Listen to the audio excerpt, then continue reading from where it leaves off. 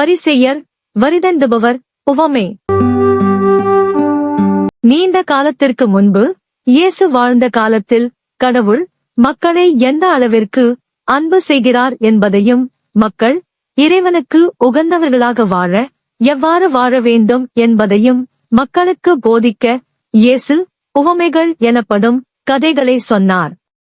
ஒரு நாள் இயேசு மக்களுக்கு போதித்துக் கொண்டிருந்த போது தாங்கள் நேர்மையானவர்கள் என்று நம்பி மற்றவர்களை இகழ்ந்து ஒதுக்கும் சிலரை இயேசு பார்த்தார். எனவே அவர் அவர்களிடம் ஒரு கதையை சொன்னார். இருவர் இறைவனிடம் வேண்ட கோவிலுக்கு சென்றனர். அவர்களுள் ஒருவர் பரிசேயர். சட்டங்களை தவறாமல் கடைபிடிப்பவர், மிகுந்த மதநம்பிக்கை கொண்டவர்.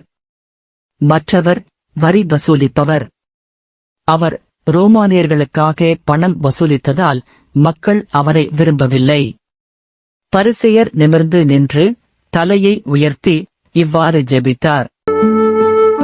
கடவுளே, நான் மற்றவர்களைப் போல இல்லை என்பதற்காக உமக்கு நன்றி. நான் திருடுவதில்லை. நான் பொய் சொல்லுவதில்லை. நான் எல்லா விதிகளையும் பின்பற்றுகிறேன். நான் நிச்சயமாக அந்த வரி வசூலிப்பவரைப் போல இல்லை என்பதற்காக உமக்கு நன்றி. நான் வாரத்திற்கு 2 முறை உபவாசம் இருக்கிறேன். என் வருவாயில் 10 பங்கை கோவிலுக்கு கொடுக்கிறேன் என்றார். அவரது ஜெபம் தற்பெருமையின் பிரதிபலிப்பாய் இருந்தது. ஆனால் வரிதண்டுபவரோ தொலைவில் நின்று கொண்டு தான் செய்த தவறான செயல்களுக்காக வருத்தப்பட்டார். மேலும் அவர் வானத்தை அண்ணாந்து பார்க்கக்கூட துணியாமல் தம் மார்பில் அடித்துக்கொண்டு கூறியதாவது: கடவுளே, பாவியாகிய என் மீது இறங்கியருளும். என்னை மன்னியுங்கள்.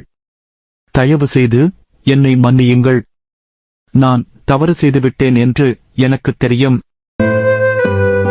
என்றார்.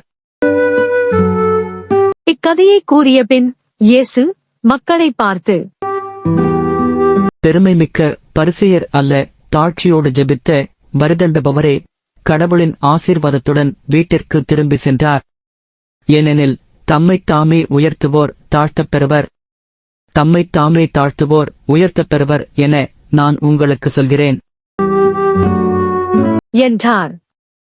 இக்கதையின் மூலம் நாம் எப்போதும் மனத்தாழ்மையோடும் தாழ்ச்சியுள்ள இதயம் கொண்டவர்களாகவும் வாழ வேண்டும் என்று இயேசு விரும்புகிறார். மேலும் கடவுள் நாம் தற்பெருமை கொள்வதை ஒருபோதும் விரும்புவதில்லை என்றும் இது நமக்கு கற்பிக்கிறது. நாம் செய்த தவறுகளை முழு மனதோடு ஏற்று மனதார மன்னிப்பு கேட்கும்போது நம் இறைவன் நம்மை முழுமையாக மன்னித்து நம்மை ஆசீர்வதிப்பார். தாழ்ச்சியுள்ளோர் பேறு பெற்றோர் என்பதை உணர்ந்து தாழ்ச்சியான உள்ளத்தோடு வாழ்வோம். இறை ஆசீர் பெறுவோம்.